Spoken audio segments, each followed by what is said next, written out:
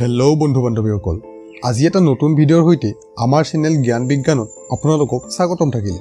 আজি আমি আমাৰ মহান চাণক্যই কৈ যোৱা কিছুমান এনেকুৱা কথাৰ ওপৰত আলোচনা কৰিবলৈ গৈ আছোঁ যাৰ পৰা আপোনাৰ কমিউনিকেশ্যন স্কিলত বহুত পৰিৱৰ্তন আহিব। আৰু ভিডিঅ'টো সম্পূৰ্ণকৈ দেখাৰ পিছত আপুনি মানুহৰ লগত কেতিয়া কথা ক'ব লাগে, কেনেকৈ কথা পাতিব লাগে আৰু কেনেকৈ কথা ক'ব নালাগে, আৰু যিকোনো মানুহৰ সৈতে বিনা ভয়ত চকু থৈ কেনেকৈ কথা পাতিব পাৰি, এই সকলোবিলাক আপুনি এই ভিডিঅ'টো সম্পূৰ্ণৰূপে চোৱাৰ পিছত গম পাই যাব। তো বলক বন্ধু বান্ধৱীসকল, বেছি টাইম নষ্ট নকৰি ভিডিঅ'টো আৰম্ভ কৰা যাওক। নাম্বাৰ 1, মূৰ্খক উপদেশ দিয়াৰ পৰা আপুনি বাচি থাকক।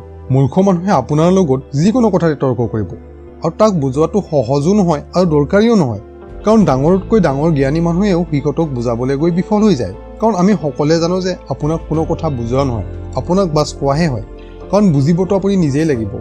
মূৰ্খ মানুহেতো প্ৰথমে আপোনাক তাৰ লেভেলত লৈ আহিব, তেখেতে যেনেকৈ ভাবে সেইটো লেভেলত, তেখেতে যেনেকৈ ক'ব সেইটো লেভেলত, আৰু আপুনিও এনেকৈ তাৰ লগত আপোনাৰ নিজস্বতা হেৰুৱাই পেলাব। সেইবাবে মূৰ্খৰ পৰা দূৰ চাপি থকাটোৱে নিজৰ কাৰণে ভাল। এতিয়া বন্ধু বান্ধৱীসকল, সকলোতকৈ ডাঙৰ প্ৰশ্ন এইটো যে মূৰ্খ কোনবিলাক মানুহক কোৱা হয়? কোনো পঢ়া লিখা নথকা মানুহক মূৰ্খ বুলি কোৱা হয় নেকি বাৰু? তেনেহ'লে ইয়াৰ উত্তৰটো একেবাৰে নহয়। আচলতে মূৰ্খ সেইবিলাক মানুহক কোৱা হয় যিবিলাকে জ্ঞানী জনা মানুহৰ কথা শুনিবলৈ নিবিচাৰে, আৰু যিকোনো সময়তে নিজৰ সকলোবিলাক কথা সঁচা বুলি ভাবে আৰু নিজকে সকলোতকৈ জ্ঞানী বুলি ভাবে, তেনেকুৱা মানুহকে মূৰ্খ বুলি কোৱা হয়। নম্বৰ 2, সকলো বন্ধুত্বৰ পিছত কিবা নহয় কিবা স্বাৰ্থ লুকাই থাকে।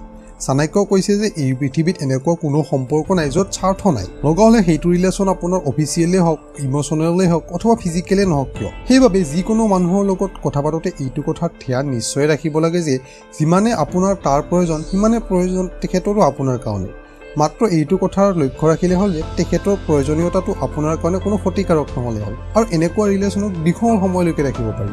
নম্বৰ 3, মিঠা কথা, অৰ্থাৎ সকলোৰে লগত মৰমেৰে কথা বতৰা পতাটো আপোনাৰ ইনকামো বঢ়াব পাৰে আৰু আপোনাৰ লোকপ্ৰিয়তাও বঢ়ায়। চাণক্যই কৈছে যে আমি সকলোৰে লগত এনেকৈ মিঠা কথাৰে কথা পাতিব লাগে, যাৰ ফলত না কেৱল শুনিবলৈ মজা লাগে আৰু আপোনাৰ লোকপ্ৰিয়তাও বঢ়ায়। জ্ঞানী মানুহে এইটো কথা ভালকৈ জানে যে তেওঁলোকে বেলেগৰ লগত কৰা ভাল ব্যৱহাৰে তেওঁলোকক কেনেকৈ সফল বনাব পাৰে, আৰু আমি কোনোবা নহয় কোনোবা এনেকুৱা মানুহক নিশ্চয় লগ পাইছোঁ যিবিলাকে বহুত লাহে লাহে কথা কয় আৰু যাৰ কথা বহুত মিঠা, যাৰ ফলত আমাৰ আৰু তাৰ কথা শুনিবলৈ মন যায়। আৰু আপোনালোকে এটা কথা লক্ষ্য কৰিছেনে বাৰু, যেতিয়া আমাৰ কোনোবা ফ্ৰেণ্ডছ অথবা ৰিলেটিভে ইলেক্ট্ৰিচিয়ান, প্লাম্বাৰ অথবা যিকোনো ছাৰ্ভিচ প্ৰভাইডাৰৰ বিষয়ে আমাক সোধে, তেতিয়া আমি সেইজনৰ বিষয়েহে কওঁ যিজনে কথা লাহে লাহে কয় আৰু যাৰ কথা বহুত মিঠা। আৰু মোৰ এটা প্ৰেক্টিকেল এক্সপিৰিয়েঞ্চৰ পৰা আপোনালোকক কৈ আছোঁ যে আমাৰ ঘৰৰ সন্মুখত দুখন দোকান আছে। এখনৰ দোকানীজনে বাছ হাঁহি মাতি কথা কয় আৰু আনজনে বাছ নৰ্মেলি বহি থাকে দোকানত। যদি কেতিয়াবা আমাৰ ঘৰত কিবা বস্তুৰ প্ৰয়োজন হয়, তেনেহ'লে আমি সেইখন দোকানলৈ যাওঁ যিখন দোকানৰ দোকানীজনে হাঁহি মাতি কথা কয়, কাৰণ হাঁহি সকলোৰে প্ৰিয়।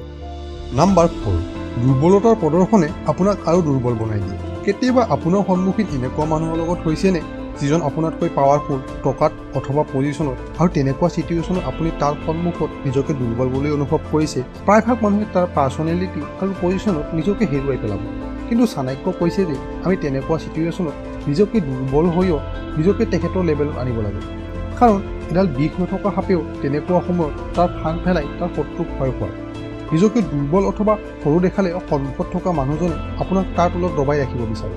সেইবাবে তেনেকুৱা সময়ত দুৰ্বল হৈও নিজকে সবল দেখুৱাব লাগে। নাম্বাৰ 5, নিজৰ চিক্ৰেট অথবা গোপনীয়তা বেলেগৰ লগত শ্বেয়াৰ কৰিব নালাগে। যেতিয়া আপুনি কোনোবা মানুহৰ লগত প্ৰথমে কথা বতৰা পতা আৰম্ভ কৰি দিয়ে, তেতিয়া আপুনি বহুত ভদ্ৰভাৱে আৰু জুখি মাখি কথা কয়, কিন্তু যেতিয়া আপোনাৰ মানুহজনৰ লগত ৰিলেশ্যন বাঢ়ি যাবলৈ ধৰে, তেতিয়া আপুনি আপোনাৰ পাৰ্চনেল লাইফৰ বহুত কিছুমান কথা তেওঁৰ লগত শ্বেয়াৰ কৰিবলৈ ধৰে আৰু আপুনি অভাৰ ফ্ৰেণ্ডলি হৈ যাবলৈ ধৰে। চাবলৈ গ'লে এইটো কোনো বেয়া কথা নহয়, কিন্তু কিছুমান সময়ত তেনেকুৱা কিছুমান মানুহক বিশ্বাস কৰাটো বিপদ মাতি আনিব পাৰে। লগা হ'লে সেইজন আপোনাৰ ভাল বন্ধুৱে নহওক কিয় অথবা আপোনাৰ কোনোবা ভাল সম্পৰ্কীয় মানুহে নহওক কিয়। মানুহক বিশ্বাস কৰাটো ভুল নহয়, কিন্তু নিজৰ পাৰ্চনেল লাইফৰ কিছুমান কথা কোনো কাৰণ নোহোৱাকৈ বেলেগৰ লগত শ্বেয়াৰ কৰাটোহে ভুল। কাৰণ আপোনাৰ পাৰ্চনেল লাইফৰ কথা কোনো মানুহৰে একো কামতে নাহে, অকল সেইটো বেলেগৰ কাৰণে আপোনাৰ এটা এক্সট্ৰা তথ্য, আৰু এই তথ্যবিলাকে আপোনাক কেতিয়াবা বিপদ কঢ়িয়াই আনিব পাৰে। সেইবাবে নিজৰ পাৰ্চনেল লাইফৰ কথা কাৰো লগতে শ্বেয়াৰ কৰিব নালাগে। নম্বৰ 6, জ্ঞানী মানুহে পৰিস্থিতি সাপেক্ষেহে কথা কয়। নিজৰ মনত আহি থকা ভাৱধাৰাবিলাক বেলেগ এজনৰ তাত পঠোৱা মাধ্যমটোৱেই হৈছে কথা। এনেকুৱা নহয় যে আমি মনত যি আহি আছে সকলোবিলাকে বেলেগৰ লগত কৈ যাম। এজন পাগল মানুহ আৰু আমাৰ মাজত এইটোৱে পাৰ্থক্য যে পাগল মানুহে মনত আহি থকা সকলোবিলাক কথাই কৈ যায়, কিন্তু আমি যি কওঁ ভাবি চিন্তি কওঁ। সেইবাবে কথাই মানুহক সৰু ডাঙৰ বনাই দিব পাৰে, কাৰণ মানুহ এজন যিমানেই জ্ঞানী নহওক কিয় যদি ভালকৈ কথা পাতিব নাজানে, নিজৰ কথাবিলাক আনৰ সন্মুখত ঠিকমতে প্ৰেজেণ্ট কৰিব নোৱাৰে, তেনেহ'লে আজিৰ দিনত তেখেতে আগুৱাই যোৱাটো কঠিন হৈ পৰিছে। সাধু সন্তোষীৰ পৰা কৰা এটা ৰিচাৰ্জত এইটো কথা গম পোৱা গৈছে যে কেতিয়াও আনন্দত থকা সময়ত কাকো একো প্ৰমিছ কৰিব নালাগে, মুড বেয়া থকা সময়ত কাকো একো উত্তৰ দিব নালাগে, আৰু খঙত কেতিয়াও একো পাৰ্মানেণ্ট সিদ্ধান্ত ল'ব নালাগে। এইটোৱে জীৱনত জীয়াই থকাৰ মূল মন্ত্ৰ। আৰু বন্ধু বান্ধৱীসকল, নম্বৰ 7টো আলোচনা কৰাৰ আগতে আপোনালোকক মনত পেলাই দিওঁ যে আগত আহি থকা কিছুমান এনেকুৱা ভিডিঅ'ৰ কাৰণে আমাৰ চেনেলটো ছাবস্ক্ৰাইব কৰিবলৈ নাপাহৰিব। নম্বৰ 7, জীৱনত আগবাঢ়িবলৈ হ'লে কলা হ'ব লাগিব, অৰ্থাৎ নুশুনা হ'ব লাগিব। চাণক্যই এইটো কথা সমাজত থকা নিগেটিভিটিক লক্ষ্য কৰিয়ে কৈছে যে জীৱনত আগবাঢ়িবলৈ হ'লে নুশুনা হ'ব লাগিব।